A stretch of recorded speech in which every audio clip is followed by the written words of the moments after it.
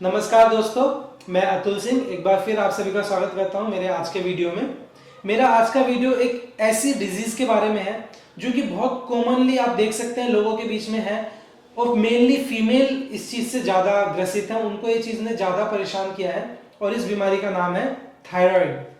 Thyroid एक ऐसी बीमारी है जो कि लाइफस्टाइल डिसऑर्डर है। लाइफस्टाइल डिसऑर्डर मतलब वो ऐसा नहीं है कि आपको कहीं से वायरस आ गया संक्रमण से ऐसे हो रही है। बहुत कई केसेस में ऐसा देखा गया है कि थायराइड भी जेनेटिक्स से आती है, जैसे माँ बाप से आ रही है, आपका जनरेशन वाइज होता है कि माँ बाप से बच्चों में ऐसे आ जाता है। बट आमतौर पर ये जो डिजीज है लाइफस्टाइल डिसऑर्डर है। मतलब जब आप अपने लाइफस्टाइल को खराब कर लेते हैं, तनाव इसका कारण हो सकता है, सही खान पान ना लेना या फिर एक्सरसाइज वगैरह, कोई भी व्यायाम का एक रूप, आप योगा कर सकते हैं, आप जिम जा सकते हैं, आप एरोबिक्स कीजिए, कोई भी एक रूम पे आप एक्सरसाइज करें। इन सब को ना करने के कारण थायराइड एक ग्लैंड है, एक ग्रंथि है जो कि हमारे यहाँ पर, आप नेक का ये जो हिस्सा है यहाँ पर आप अगर छुएंगे तो आप उसको महसूस कर पाएंगे। यहाँ पे थायराइड ग्रंथि है जो कि तितली के आकार की होती है। हमारा जो विंड पाइप है सांस लेने का, उसके साइड में और बीच में ये इस तरह से थायराइड ग्रंथि होती है। और इस थायराइड ग्रंथि में से कुछ जूस का या हार्मोन्स का स्राव होता है, सीक्रेशन रहता है जो कि हमारे शरीर के मेटाबॉलिज्म को कंट्रोल करता है। तो अगर थायराइड से रिलेटेड प्रॉब्लम्स हैं तो हमें कैसी प्रॉब्लम्स आते हैं, उसके सिम्टम्स क्या होते हैं, जैसे मान लीजिए थकान रहना, पसीने आना बहुत ज्यादा, चिड़चिड़ापन, इरिटेशन होती है बहुत जल्दी, और फैट का बॉडी में जैसे ओबेसिटी हो जाती है, एकदम से ना चाहते हुए भी हम कुछ ऐसा नहीं कर रहे फिर भी हमारी बॉडी में फैट बढ़ रहा है। और कई बार क्या होता है, वेट घटने भी लगता है, वेट बढ़ता है, वेट घटता भी है थायराइड में, लेकिन अलग अलग कंडीशंस होती है। थायराइड भी दो तरह का है, एक है हाइपोथायराइडिज्म, एक है हाइपरथायराइडिज्म। हाइपोथायराइडिज्म में क्या होता है, जो थायराइड ग्लैंड से जो जूसेस आते हैं या जो हार्मोन आते हैं, एक है T3 ट्राइएडोथायरोनिन और दूसरा है आपका T4 जिसे हम थायरोक्सिन कहते हैं। एक और हार्मोन का स्राव आपका थायराइड ग्लैंड करता है जो कि कैल्सिटोनिन है, लेकिन अभी हम उसमें नहीं जाएंगे। मेनली T3 और T4 के अप एंड डाउन होने से ही थायराइड की जो डिजीज है वो होती है। अगर नॉर्मल लेवल पे है तो ठीक है, अगर ये जो जूसेस का सीक्रेशन है हार्मोन्स का, ये अगर कम है तो हाइपोथायराइडिज्म, और अगर ये ज्यादा है तो हाइपरथायराइडिज्म होता है। और ये सभी आपके थायराइड ग्लैंड से ही इनका स्राव होता है या सीक्रेशन होता है। और आपको ये चीज ध्यान रखनी चाहिए कि आपका जो ग्लैंड है थायराइड ग्लैंड, ये भी किसी चीज के अंडर में वर्क करता है। इसका मतलब पिट्यूटरी ग्लैंड जो आपके मिड में यहाँ पर है, ये आपके सभी ग्लैंड्स को कंट्रोल करता है। तो आप सिर्फ ये नहीं कह सकते कि मेरा थायराइड वर्क नहीं कर रहा, हो सकता है आपके थायराइड के पीछे दूसरे भी कारण हो, बट फिलहाल हम बात इसी पे कर रहे हैं कि अगर आपका थायराइड काम करना बंद करे सही से, वो ज्यादा या फिर कम सीक्रेशन करने लगे, तो क्या क्या बीमारियां होती हैं। तो मैंने आपको जैसे कि बताया कि अगर कम स्राव होता है तो वो हाइपोथायराइडिज्म है, जिसमें आपका वेट अचानक से बढ़ने लगता है, थकान होने लगती है, लो आपका ब्लड हार्ट रेट लो रहने लगता है, मेटाबॉलिज्म डाउन हो जाता है आपका, है ना। और दूसरा आपका है हाइपरथायराइडिज्म। हाइपरथायराइडिज्म में क्या होता है, आपका जो वेट है वो एकदम से घटने लगता है, हार्ट रेट बढ़ जाती है बहुत ज्यादा, ऐसी चीजें होती है। तो मैं आज आपको कुछ ऐसे पोस्चर्स के बारे में, कुछ एक्यूप्रेशर के पॉइंट्स और कुछ प्राणायाम ब्रीदिंग प्रैक्टिसेस ऐसी बताऊंगा जो कि आप जब करेंगे तो आपका थायराइड को क्योर करने में हेल्प मिलेगी। ये जो चीजें हैं, ऐसा नहीं है कि अगर आपको थायराइड नहीं है तो आप नहीं कर सकते, आप तो भी कर सकते हो, लेकिन ये चीजें पर्टिकुलरली आपको थायराइड को क्योर करने में आपको हेल्प करेंगी। इन चीजों के साथ में, इन प्रैक्टिसेस के साथ में आपको थोड़ा सा अपनी डाइट का भी ध्यान रखना होगा, जो कि आपको आपके डाइटिशियन से या न्यूट्रिशनिस्ट से पता लग सकता है आपको। और दूसरी चीज, बहुत ज्यादा तला भुना या बहुत ज्यादा नमक या फिर समझिए बहुत ज्यादा ठंडा खाना, बहुत ज्यादा गर्म खाना, इस तरह से मत खाइएगा। उसको एक नॉर्मल लेवल पर रखकर, जो कि बहुत ठंडा ना हो, बहुत गर्म ना हो और बहुत ज्यादा तला भुना ना हो, इस तरह का आप खाना खाइएगा नॉर्मल टर्म्स में। बाकी हम आगे बढ़ते हैं क्लास में कुछ पोस्चर्स की ओर। तो सबसे पहले नेक मूवमेंट के साथ कुछ मूवमेंट हम नेक के साथ कर सकते हैं जो कि हेल्प देंगे हमें। तो आप सुखासन में, जिस तरह से मैं बैठा हूं ऐसे बैठ सकते हैं, या फिर आप वज्रासन में बैठ सकते हैं। मेरे लिए वज्रासन मुझे ज्यादा सुटेबल है, तो मैं वज्रासन में आपको बताता हूं। आप वज्रासन में बैठिए, स्पाइन स्ट्रेट, आराम से हाथ कंफर्टेबल पोजीशन में रहेंगे। अब आपको नेक की मूवमेंट करनी है, अपने शोल्डर्स को फर्म रखना है। ऐसा नहीं है कि जब आप नेक मूव कर रहे हैं तो आपके शोल्डर भी ऐसे मूव करें, शोल्डर्स फर्म रहे। जब आप नेक मूवमेंट करें, right side 1, left side 2, right 3, 4, 5, 6, 7, 8, 9, कुछ देर के लिए उसको यहां पर रोके और फिर दूसरी साइड। इस तरह से आप 8 से 10 बार मूवमेंट कर सकते हैं, और जब आप होल्ड करते हैं तो लगभग आधे मिनट के लिए 10-20 सेकंड के लिए होल्ड कर सकते हैं। Next up and down movement, 2, 3, 4, 5, 6, 7, 8, 9, कुछ समय के लिए होल्ड रखिएगा, फिर डाउन, कुछ समय के लिए होल्ड। एक चीज का ध्यान रखिएगा जो कि इंपॉर्टेंट है, कि अगर आपको थायराइड के साथ कुछ दूसरे भी रोग हैं, जैसे मेनली हम लेते हैं सर्वाइकल है मान लीजिए, या और कोई हार्ट रेट ज़्यादा रहती है, बढ़ने लगती है, बीपी वगैरह है, तो आप पोस्चर्स को थोड़ा सा मॉडिफाई कर सकते हैं अपने हिसाब से। कि मान लीजिए अगर सर्वाइकल है तो मैं गर्दन को बहुत ज़्यादा डाउन नहीं लूँ, या मैं चिन के नीचे इस तरह से इस्तेमाल करूँ। इन चीज़ों का ध्यान रखिएगा। तो अभी मैं आपको सिर्फ उसी हिसाब से बता रहा हूँ कि जब आपको सिर्फ थायराइड है और बाकी डिजीजेस नहीं है। ओके, तो 2 टाइप की आपने ब्रीदिंग कर ली, नेक की right and left movement, neck की up and down movement. Now third, neck को ड्रॉप करना राइट साइड शोल्डर पे, 1, फिर दूसरी साइड। देखिए यहाँ पर आपका नेक का ये स्ट्रेच आएगा, पूरी मसल्स का स्ट्रेच है यहाँ पर, इस तरह से। यहाँ पर भी आप होल्ड कर सकते हैं एक साइड कुछ समय के लिए, फिर दूसरी साइड कुछ समय के लिए, फिर वापस। अब नेक्स्ट आपकी नेक की मूवमेंट है, या तो हम नेक को पूरा सर्कल में मूव कर सकते हैं इस तरह से, फिर काउंटर। लेकिन कई लोगों के साथ क्या होता है, जब वो नेक को फुल सर्कल देते हैं तो उनको कई बार चक्कर आने लगते हैं। तो उसके लिए हम क्या कर सकते हैं, नेक को आप पीछे लीजिए और हाफ रोटेशन दीजिए पीछे से, इस तरह से आराम से, 1, 2, 3, 4, 5, इस तरह से। उसके बाद काउंटर, 1, 2, 3,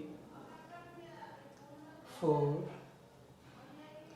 5, 6, इस तरह से 10 राउंड्स कर सकते हैं। Right, left, up, down, right drop, left drop, and then circles. ये सब पोस्चर्स थे जो कि आपने नेक के लिए किए, क्योंकि थायराइड ग्लैंड आपकी नेक में सिचुएटेड है। तो मोस्टली हम वो एक्सरसाइजेस करेंगे जो हमारी नेक पे और हमारे थायराइड ग्लैंड पे इम्पैक्ट डालें। इसके बाद अब हम आगे बढ़ते हैं कुछ दूसरे पोस्चर्स में जो कि आपको हेल्प करने वाले हैं आपके थायराइड को क्योर करने को लेकर। तो सबसे पहले हम पीठ के बल लेटकर जो पोस्चर्स कर सकते हैं, हम उनसे शुरुआत करते हैं। इनमें पहला पोस्चर है हमारा विपरीत करणी आसन, वो मैं आपको दिखाता हूं किस तरह से करना है। जिन्हें सर्वाइकल है वो भी ये पोस्चर कर सकते हैं। पहले लेट जाइएगा, उसके बाद आपको अपने पैरों को 90 डिग्री उठाना है, फिर और ऊपर उठाइए और फिर अपने हाथों से अपनी स्पाइन पे सपोर्ट देकर पैरों को 90 डिग्री होल्ड कीजिए, इस तरह से।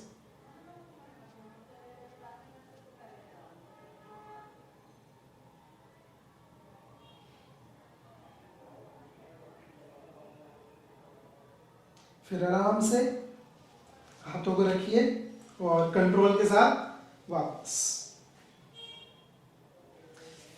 पहला पोस्चर था आपका विपरीत करनी, जो कि आपको अगेन ये हेल्प करेगा आपके इसमें थायराइड को क्योर करने के लेकर। दूसरा जो पोस्चर है वो है आपका सर्वांगासन। सर्वांगासन जिसे शोल्डर स्टैंड कहा जाता है। आपके शोल्डर से लेके और टिप ऑफ द टो तक पूरी बॉडी स्ट्रेट रहती है।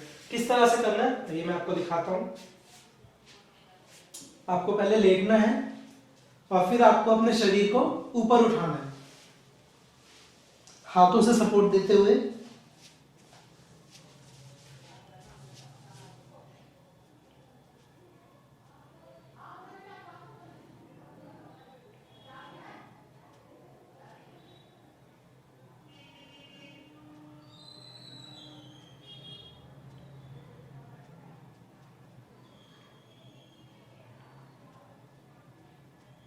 और फिर आराम से वापस।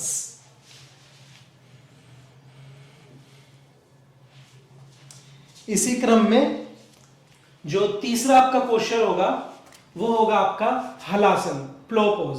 उसमें हम क्या करते हैं, उसमें हम अपने पैरों को नीचे से लेटने के बाद पैरों को नीचे से उठाकर और ऑल द वे लेकर जाते हैं हमारे सर के ऊपर की तरफ। किस तरह से, देखिए,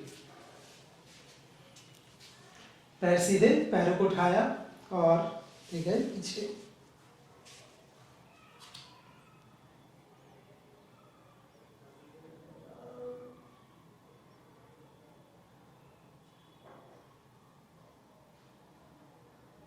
फिर वापस।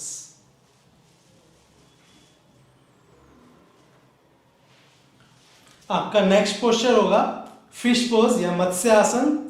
उसे आप पैरों को सीधा करके इस तरह से रखें, अपने हाथों को प्लेस करें हेड के साइड में, कमर को ऊपर उठाएं और अपने टॉप ऑफ द हेड को फ्लोर पर।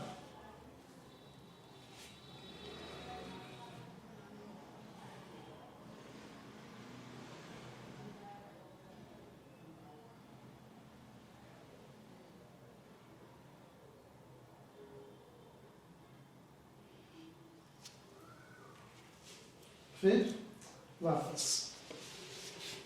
इस फिश पोज को अगर आप कंफर्टेबल हैं तो आप पद्मासन के साथ में भी कर सकते हैं। अगर नॉर्मल जिसमें सब कर सके उसमें से पैर को सीधा करके किया जाता है। तो ये सभी पोस्चर्स थे जो कि मेनली इन्वर्टेड पोज थे, जिसमें हमारे पैर ऊपर और हेड नीचे था। ये सभी आपके नेक रीजन पे आपके थायराइड ग्लैंड के सीक्रेशन को, अगर वो कम है तो उसको बढ़ाने में, और अगर वो बढ़ा हुआ है तो उसको घटाने में काम करते हैं।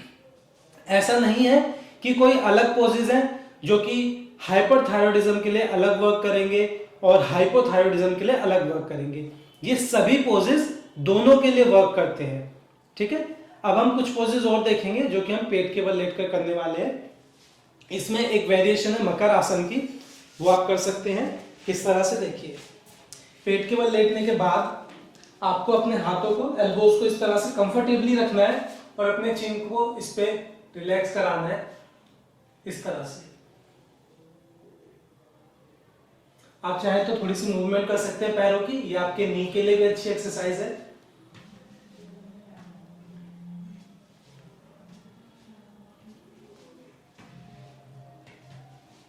इसमें आप कुछ देर स्टॉप होल्ड करने के बाद, यहां पर मान लीजिए आपने होल्ड किया पोस्चर को कुछ समय, लगभग आधे से 1 मिनट, फिर आप वापस आएंगे और हम मूव करेंगे नेक्स्ट पोस्चर्स की ओर। नेक्स्ट पोस्चर होगा आपका भुजंगासन। भुजंगासन किस तरह से, आपने फोरहेड रखा, हाथों को प्लेस कीजिए चेस्ट के साइड में और elbows in, forehead on the ground, पैर मिले हुए, चिन को ग्राउंड पर प्लेस कीजिए और फिर अपनी स्पाइन की स्ट्रेंथ को यूज करते हुए उठाइए अपने आप को आप।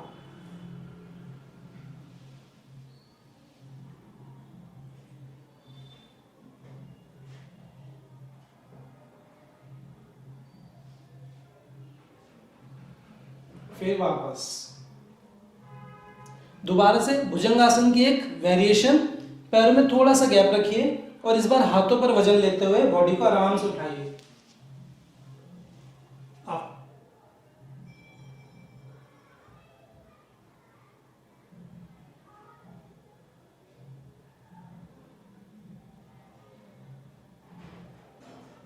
फिर वापस।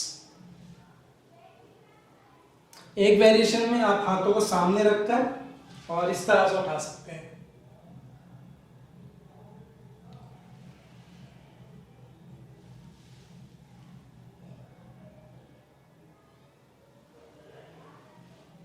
भुजंग आसन से वापस आने के बाद हमारा जो नेक्स्ट पोस्चर है वो है धनुरासन। उसके लिए पैरों को फोल्ड करने के बाद एंकल्स को होल्ड करना है और फिर पैरों को पीछे की ओर पुश करते हुए अपने आप को आप उठाना है।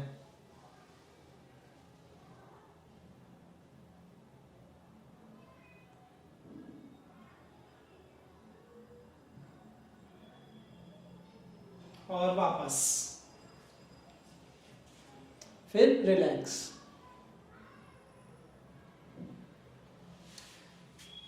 इसके बाद आप चक्रासन को भी ले सकते हैं।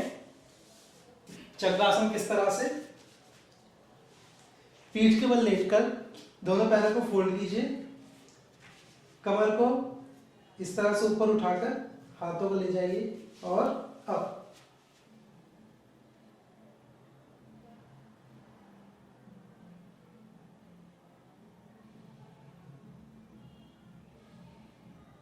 फिर आराम से वापस। जो लोग चक्रासन ना कर सके उनके लिए ब्रिज पोज या फिर कंधरासन वो कर सकते हैं। इस तरह से पैरों को फोल्ड किया, पैरों के बीच में गैप लेना है, हाथों को रखिए या तो इस तरह से टच या फिर आप अपने एंकल्स को पकड़ सकते हैं और फिर ऊपर।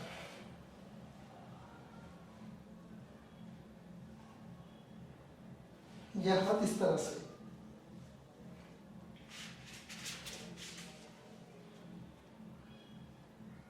और फिर वापस।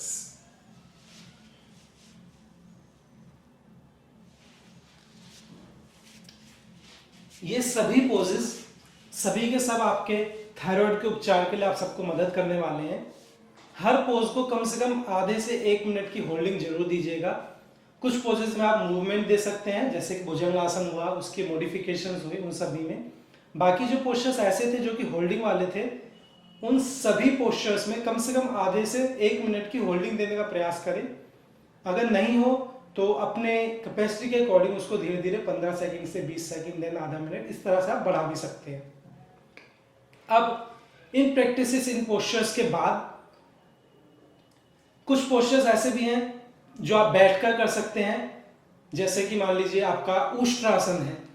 उष्ट्रासन को किस तरह से करते हैं हम, आप वज्रासन से अप जाएंगे, पैरों में गैप लेना है आपको, फिर अपने हाथों से लेकर जाना है इस तरह से, गर्दन पीछे और इस तरह से।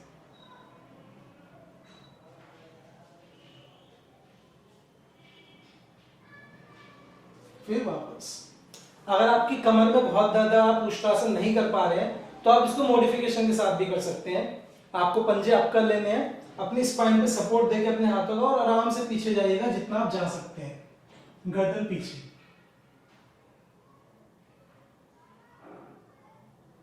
फिर वापस आराम से इस तरह से।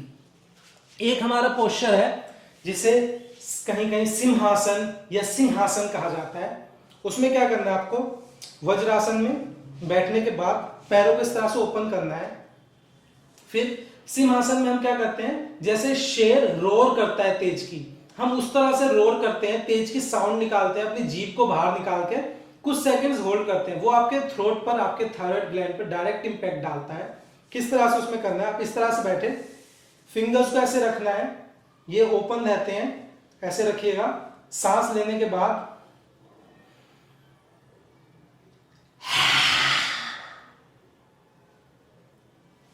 इस तरह से आपको रोर करते हुए साउंड को निकालना है, जो कि ताकि आपके गले से वो टच होती हुई, घर्षण करती हुई बाहर आए। कहीं कहीं पर ऐसा भी कहा जाता है, जब आप सिंहासन कर रहे हैं तो आपकी आंखों की भी मुद्रा होती है, वो आईबॉल के सेंटर में देख रही होती है, आपके मिड ऑफ द आईब्रो में, यहां पर। तो इस तरह से सांस लिया आपने,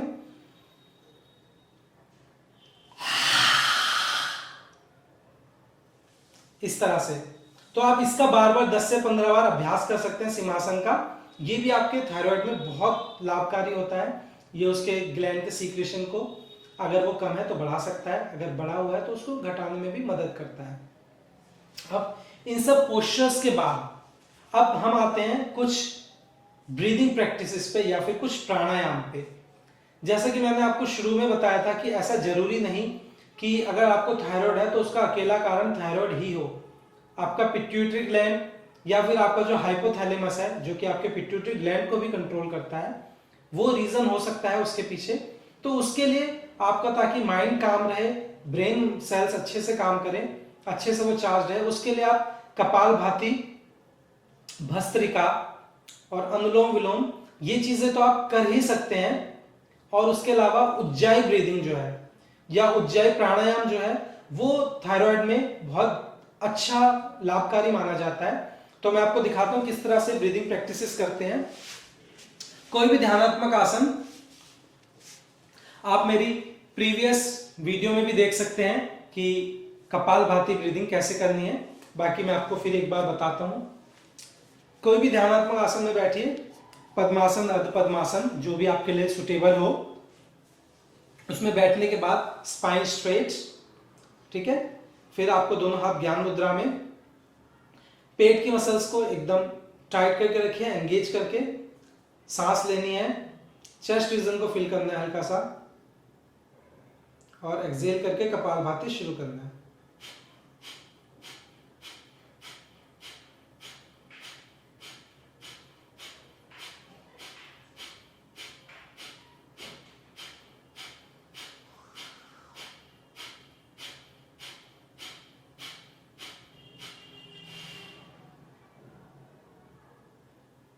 इस तरह से आप कपालभाति ब्रीदिंग कर सकते हैं। दूसरी जो ब्रीदिंग है वो है आपकी भस्त्रिका ब्रीदिंग। भस्त्रिका ब्रीदिंग में आपका जो इनहेलेशन और एक्सहेलेशन है दोनों क्विक है और दोनों एक्टिव है। वो किस तरह से, आपको सांस हल्की सी लेके उसको एक बार छोड़ देना है, पेट की मसल्स को एंगेज कर लीजिएगा और फिर जल्दी जल्दी सांस लेना और छोड़ना।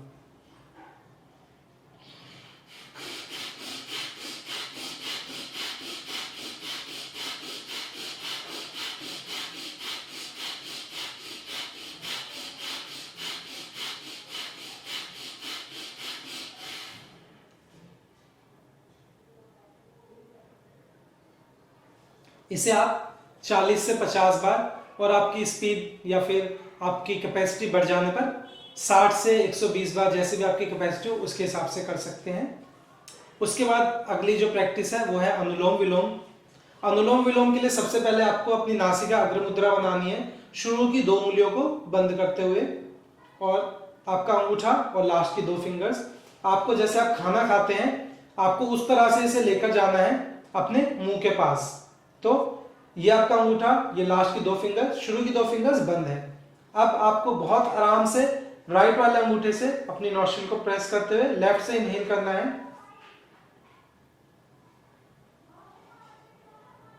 फिर लेफ्ट को प्रेस करते हुए आराम से राइट से एक्सहेल करें,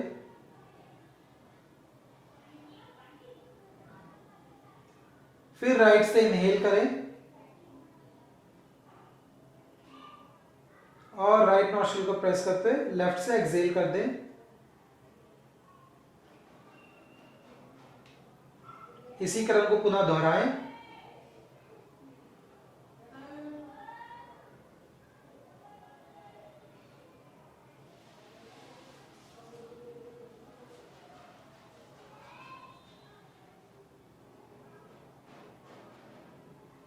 इस तरह से आप अनुलोम विलोम ब्रीदिंग कर सकते हैं।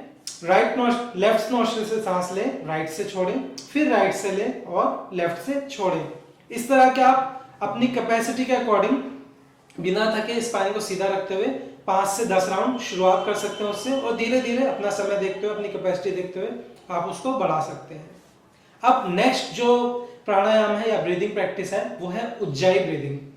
उज्जाई ब्रीदिंग को करने का तरीका ये है कि इसमें हम अपने थ्रोट की कुछ मसल्स को कॉन्ट्रैक्ट करते हैं और फिर हम इनहेल करते हैं, और क्योंकि हमारा थ्रोट कॉन्ट्रैक्ट होता है तो जब एयर थ्रोट में से पास होती है तो वो कुछ साउंड प्रोड्यूस करती है, और सेम में जब हम उसको छोड़ते भी हैं तो वो साउंड प्रोड्यूस करती है। किस तरह से, आप इसको इस तरह से समझें, मान लीजिए आपने एक पाइप लिया, संकरा पाइप है जो कि डायमीटर जिसका बहुत ज्यादा नहीं है, पतले डायमीटर का पाइप है, उसमें से अगर आप फूंक मारते हैं तो आप सुनेंगे कि वो एक साउंड प्रोड्यूस करते हुए बाहर निकलेगी। क्योंकि वो उस पर रगड़ खाएगी उसके सरफेस पे। तो सेम तरह से जब हम सांस लेते हैं अपने थ्रोट को कॉन्ट्रैक्ट करके, तो एयर हमारे थ्रोट पे रगड़ खाती जाती है, जिससे साउंड प्रोड्यूस होती है। तो किस तरह से आप ध्यान से उसको ध्यान देकर सुनने का प्रयास कीजिएगा और देखने का कि मैं किस तरह से उसको कर रहा हूं। तो थ्रोट को मैंने मसल्स को कॉन्ट्रैक्ट करना है।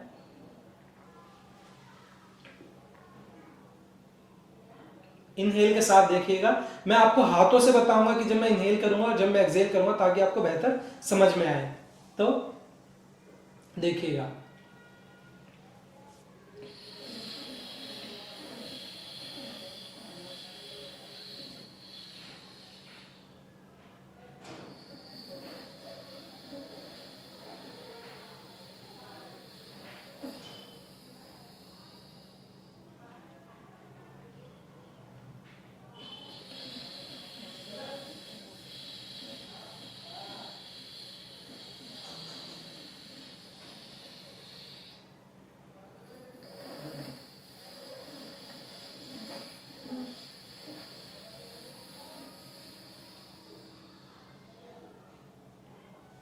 इस तरह से हम उज्जाई ब्रीदिंग करते हैं।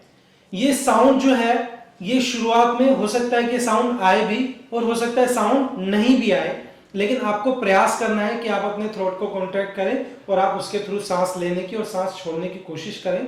सांस आवाज का आना या आवाज का नहीं आना एक दूसरी बात है, जो कि समय के साथ हो ही जाएगी, लेकिन इसको करना और करने का प्रयास करना वो ज्यादा इंपॉर्टेंट है।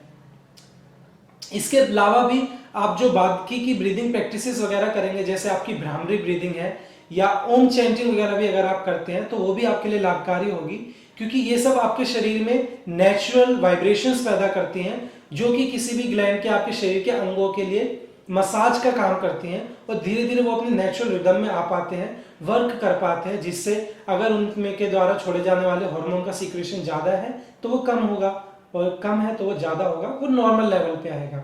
तो ये चीजें मेन थी जो कि आप कर सकते हैं।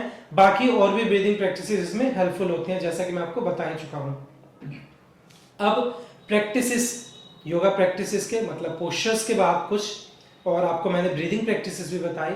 अब समय है कुछ एक्यूप्रेशर के पॉइंट्स बताने का, जो कि आपको हेल्प कर सकते हैं आपके थायराइड को कंट्रोल करने में। तो आप मेरे हाथ को देख रहे होंगे, इस हाथ में अगर आप ध्यान देंगे तो ये वाला जो हिस्सा है जहां पर ये लाइन जा रही है, आप इस तरह से देखेंगे, ये हिस्सा ये थायराइड को रिप्रेजेंट करता है दोनों ही हाथों में। ये वाला हिस्सा, ये जो हिस्सा होता है जहां पर देखिए मैंने पकड़ रखा है, जितना हिस्सा कवर्ड है, तो आपको क्या करना है, आप अपने अंगूठे से या फिर उंगलियों की मदद से इसको इस तरह से प्रेस कर सकते हैं। इस तरह से आप इस तरह से इसको प्रेस कर सकते हैं हाथों में, दोनों ही हाथों में 5-5, 10-10 मिनट इसको आप डेली कर सकते हैं जब भी आपको समय मिले। सेम यही हिस्सा आपके पैरों में भी होता है। आपके पैरों का आप देखेंगे, ये वाला हिस्सा जो कि अंगूठे से नीचे का है, यहां पर सेम चीज आप दोनों पैरों के साथ भी कर सकते हैं और दोनों हाथों के साथ भी आप सेम चीज को कर सकते हैं। तो ध्यान से देखिए, यही वाला हिस्सा, इसको आपको प्रेस करना है इस तरह से। आप 5 से 10 मिनट इसको डेली कर सकते हैं, सुबह शाम कीजिए, आपको थायराइड में आराम मिलेगा। तो इस तरह से इन प्रैक्टिसेस की मदद से आप अगर डेली रूटीन में प्रैक्टिसेस को लाते हैं, जो लोग लगातार योगा प्रैक्टिसेस या किसी भी तरह का वर्कआउट करते हैं, वो लोग बहुत जल्दी थायराइड बीमारी से ग्रसित नहीं होंगे या किसी भी बीमारी से ग्रसित नहीं होंगे। लेकिन अगर आप हो जाते हैं तो फिर आप इन प्रैक्टिसेस को करके अपना जल्दी से जल्दी उपचार कर सकते हैं और एक सामान्य जीवन बिता सकते हैं। इसी तरह की एक अन्य वीडियो के साथ मिलेंगे हम फिर से। नमस्ते। यदि आपको मेरा वीडियो पसंद आया है तो इसको लाइक और शेयर कीजिए, और यदि आपका कोई सवाल है तो आप उसको कमेंट बॉक्स में लिख सकते हैं, मैं आपको जल्दी से जल्दी उसका जवाब देने की कोशिश करूंगा। और इसी तरह के और वीडियोस और कंटेंट को देखने के लिए मेरे चैनल को सब्सक्राइब करना ना भूलें। नमस्ते।